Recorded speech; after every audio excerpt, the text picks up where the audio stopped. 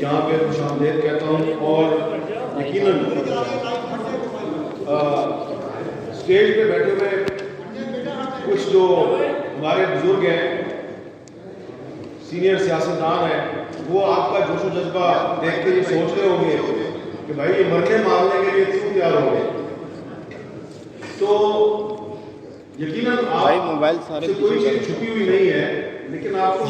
صرف یہ عرض کرنا ہے کہ یہ جو قانون آیا ہے ٹیکہ ترمیمی بل 2025، اگر آپ نے یقیناً یہ قانون پڑھا ہوگا، لیکن پارلیمنٹ میں یہ بغیر بحث کے منظور ہو گیا. تو پارلیمنٹ میں تو بحث نہیں ہوئی تو علامہ ناصر عباس صاحب سینیٹر ہیں، اگر وہ اس کو پڑھے، جناب چکزئی صاحب، مولانا صاحب، اور خاص طور پہ میرا بھائی دنیش کمار، وہ اس کو غور سے پڑھیں تو آپ کو پتہ چلے گا کہ اس قانون کے ذریعے پاکستان میں انڈائریکٹ نہیں ڈائریکٹ مارشل لا نافذ کر دیا گیا.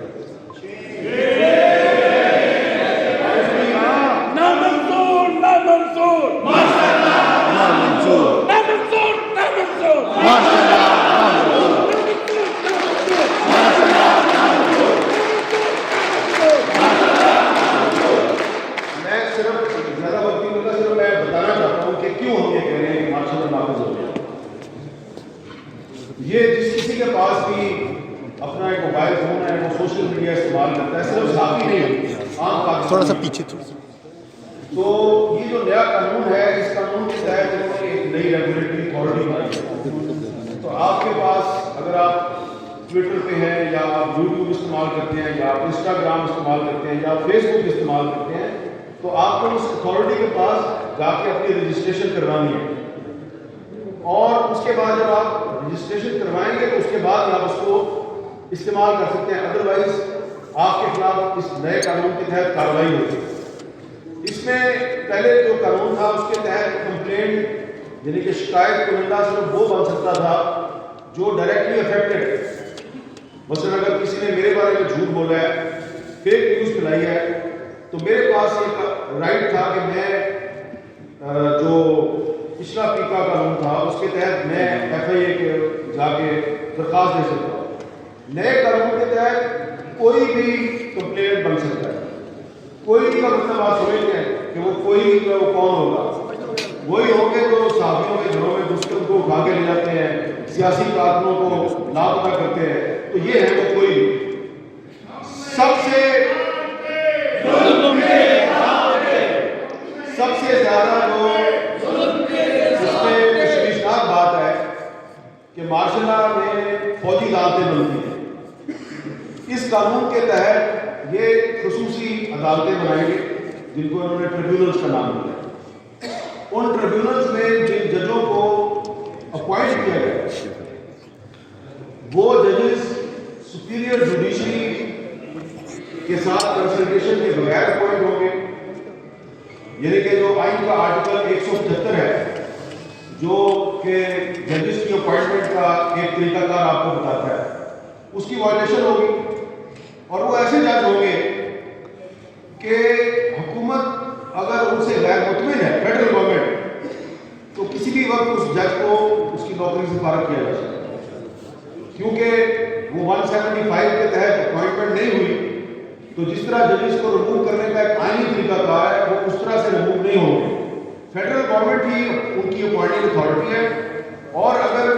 کسی جج صاحب نے حکومت کی مرضی کا فیصلہ نہیں دیا تو حکومت اس کو فرق کر دے. تو یہ قانون جو ہے یہ صرف عام پاکستانیوں اور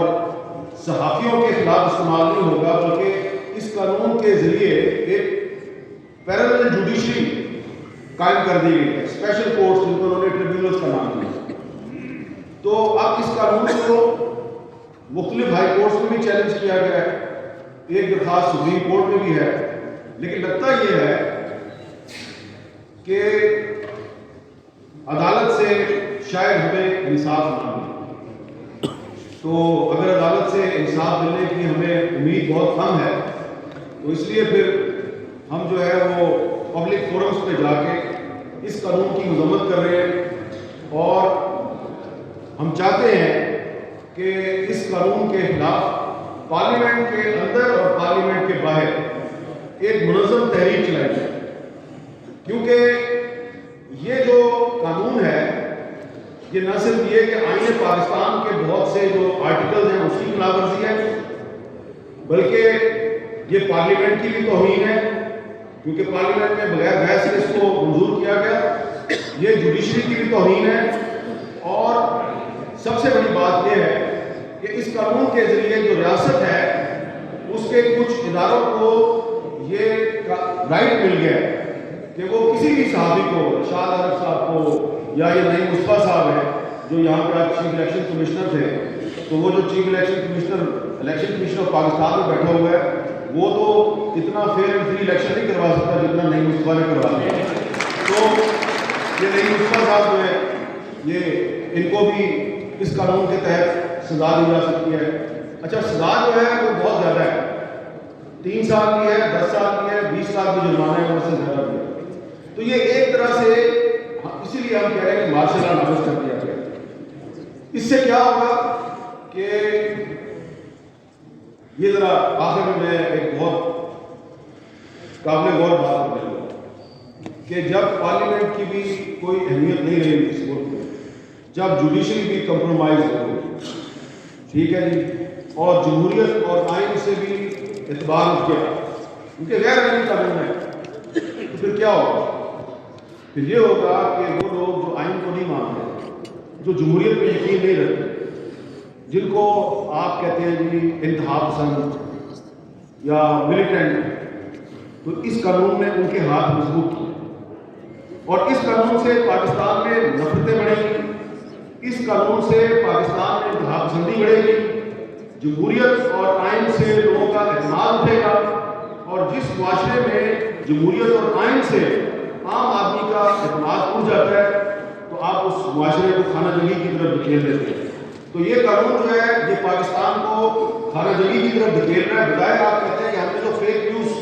کے خلاف ایک قانون بنایا، یہ آپ نے فیک نیوز کے خلاف قانون نہیں بنایا، یہ آپ نے پاکستان کے آزاد صحافیوں اور اپوزیشن کے خلاف قانون بنایا ہے۔ آپ کا ٹارگٹ اپوزیشن کی ایک پارٹی یا 2-3 پارٹیاں ہو سکتی ہیں، لیکن اس چکر میں آپ نے پورے پاکستان کو ٹارگٹ بنایا، تو اس لیے یہ قانون اور اسلامک ریپبلک آف پاکستان کیناٹ کو ایگزسٹ، یہ ساتھ ساتھ نہیں چل سکتے، یا تو آپ کو یہ قانون واپس لینا ہوگا یا پھر آپ کے خلاف کھلی جنگ ہوگی۔ میں چیف اینکر پروفیسر رضا بابو صاحب کو ویلکم کرتا ہوں۔ حمل میرزا میں بڑے مدن انداز سے